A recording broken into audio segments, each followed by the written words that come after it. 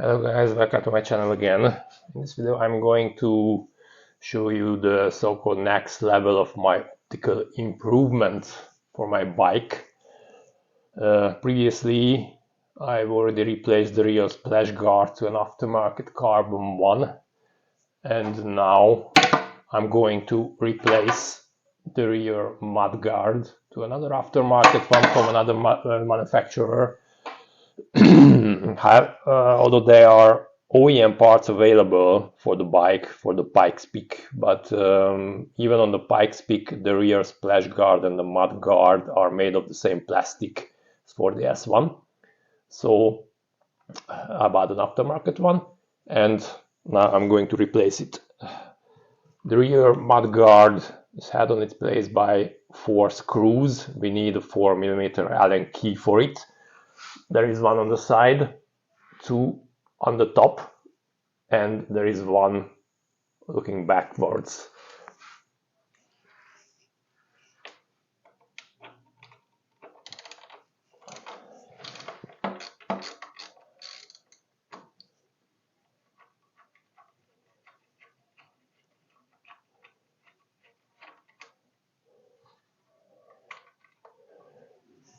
The screws are different from the length and from this wider parts, so take a note of its position, just not to mix them.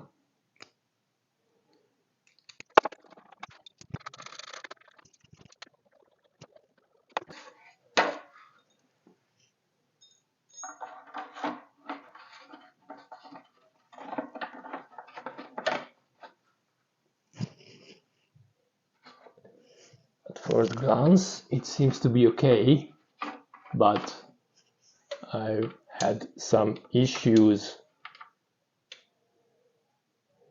with the screwing hole position for the splash guard, so looking forward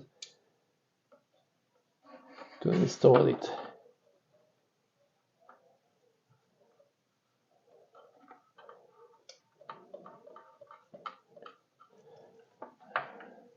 The first step, put the screw in a position that the widened part, the top part of the screw, should be in the hole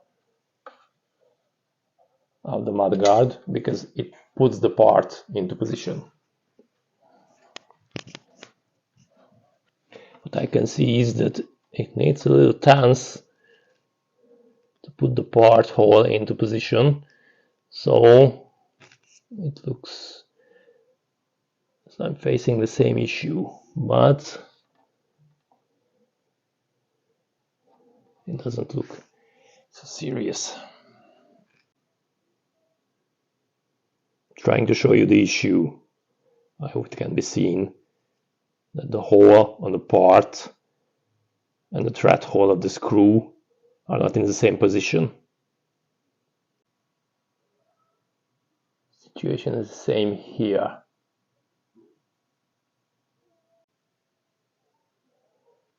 Well, this top one position seems to be the worst, so I need to make some significant tension to screw it into position. After installing the screws, I have to tighten them to a torque of 5 Newton meters, and referring to the service manual, there is no thread lock needed.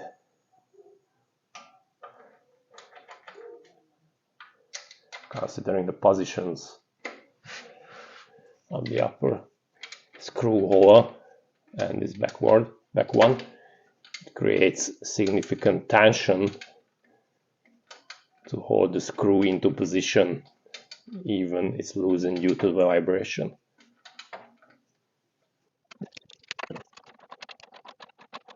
The installation of the rear mudguard went much better than for the rear splash guard, so that's okay, and it looks pretty good, meaning the surface and the shape.